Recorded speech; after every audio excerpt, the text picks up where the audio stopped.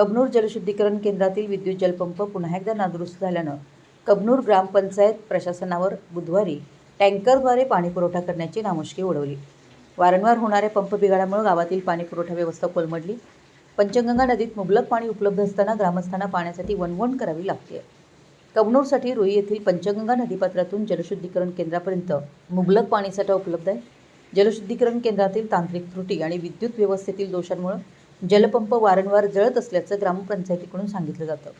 जलवाहिनीमधील गळती आणि पंपाच्या सततच्या बिघाडामुळे नागरिकांना पाणी टंचाईला सामोरं जावं लागत असून महिन्यातून अवघ्या 5 ते 6 वेळा नळांना पाणीपुरवठा करण्यातही ग्रामपंचायतीला अपयश येत असल्याचं दिसून येतं।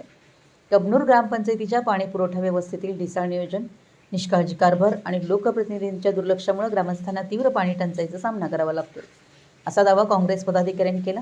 गावात सध्या तब्बल 10-12 दिवसातून एकदाच पाणीपुरवठा होत असल्यानं ग्रामस्थांमधून तीव्र संताप व्यक्त होतो। यामुळे कबनूर शहर काँग्रेसच्या पदाधिकाऱ्यांनी आभारफाटा येथील जलशुद्धीकरण केंद्रास भेट देऊन एकूण कामाची पाहणी केली।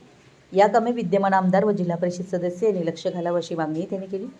भेटीवेळी कबनूर शहर काँग्रेस अध्यक्ष अमोल पाटील, रियाज चिकोडे, उदय गीते, युवराज कांबळे, कुणाल भोसले, प्रसाद चव्हाण, जाफर देसाई उपस्थित होते। ग्रामपंचायतीच्या पाणीपुरवठा योजनेतील विद्युत पंप वारंवार जळत असल्यानं संपूर्ण यंत्रणा कोलमडत असल्याचं त्यांनी दिसून आलं। ग्रामपंचायतीला भाडेतत्वावर पंप घेऊन पाणीपुरवठा सुरू करावा लागला, मात्र या पंपातही बिघाड झाल्यानं परिस्थिती गंभीर बनल्याचं पदाधिकाऱ्यांच्या निदर्शनास आलंय। मराठी एस न्यूजसाठी कबनूरहून चंदूलाल फकीर।